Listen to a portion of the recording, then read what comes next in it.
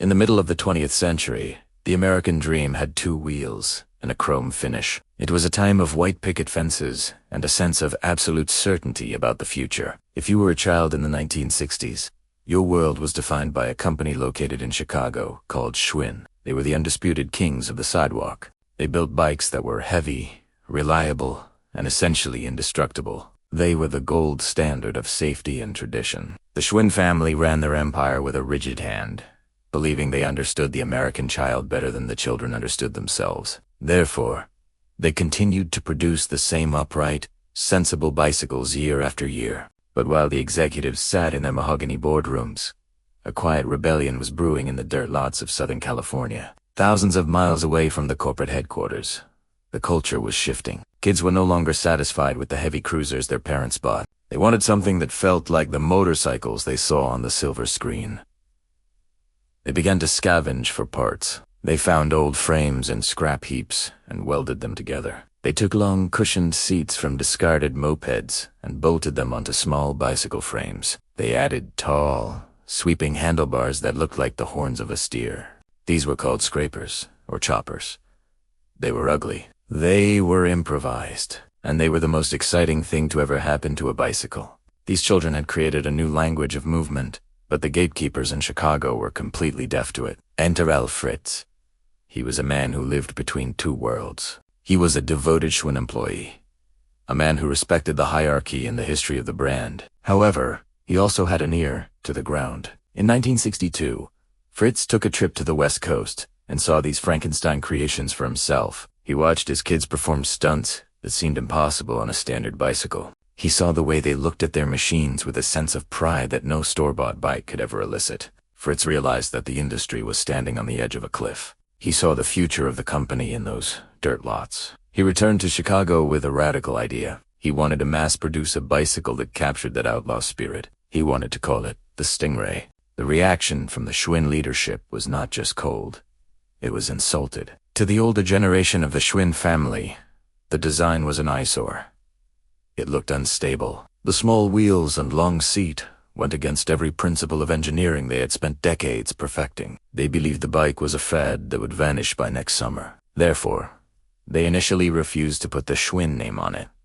But Fritz was persistent. He knew that the brand was becoming a relic. He knew that if they didn't capture this energy, someone else would. Eventually, the board gave him a reluctant green light, but they offered him no extra budget and no royalties for the design. They treated the project as a side experiment, a way to quiet a noisy employee. They were so confident in their own legacy that they couldn't imagine a world where a mid-level manager knew more than the owners. When the Stingray finally hit the market in the middle of 1963, the industry held its breath.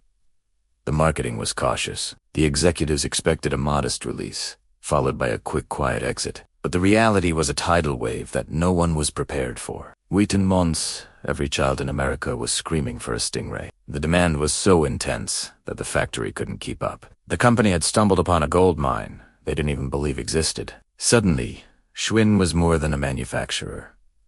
They were a cultural titan. The Stingray became the most successful product in their history. It wasn't just a bike, it was an identity. But as the money began to pour in, the shadows began to grow. The corporate culture didn't soften with success. Eat out of the net. The leadership took the credit for a revolution they had tried to stop. They reaped the billions, while the man who saw the future was kept on a tight leash. They had captured the lightning, but they were already starting to forget that they didn't own the storm. By the mid-60s, the Stingray was no longer just a bicycle.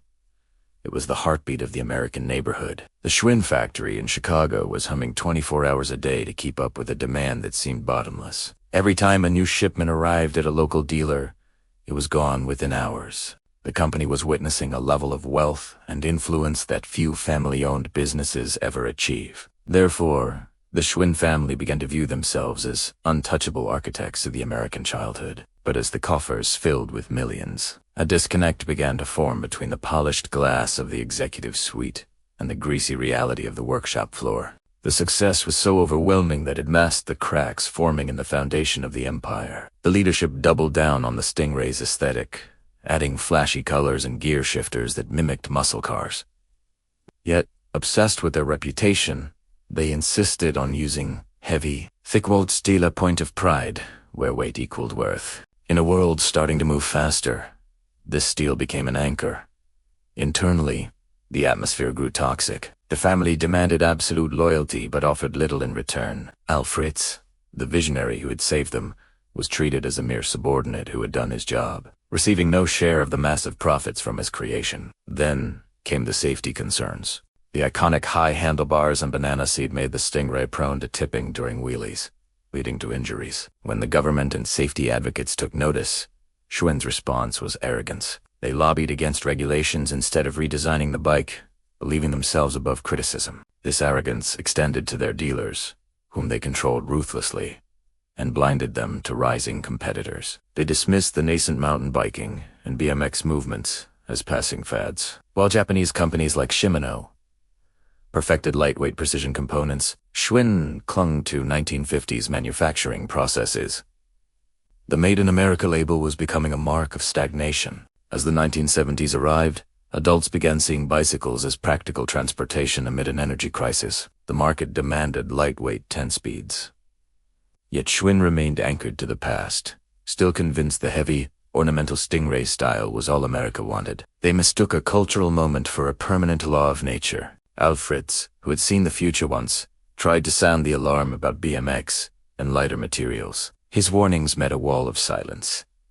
To the board, their name alone was enough. They played defense, pouring money into legal battles and marketing instead of innovation, while the world sprinted ahead. By the late 70s, the Stingray was a relic. Sales slid, but leadership refused to believe the numbers, thinking more chrome or sparkly paint would bring the kids back. They treated the market as a captive audience, betraying their own origins. Fritz was sidelined, a ghost in the hallways. The tragedy was not that they couldn't see change, but that they saw it and chose to ignore it. They had the resources to lead the coming revolutions in mountain biking and BMX, but their pride wouldn't let them admit someone else had a better idea. As the 1980s dawned, the weight of the past became too heavy. In a final, desperate move, they stopped manufacturing and moved production to Asia.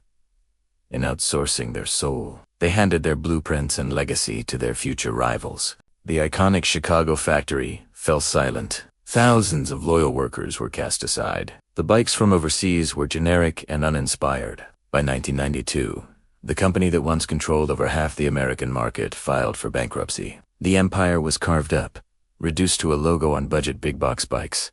Fritz lived to see the entire collapse, dying in 2013, never fully credited or compensated by the company he served. The story of the Stingray is a haunting tragedy of corporate pride.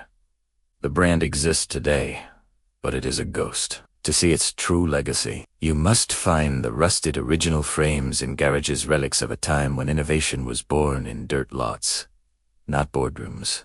It leaves us with a fearful question.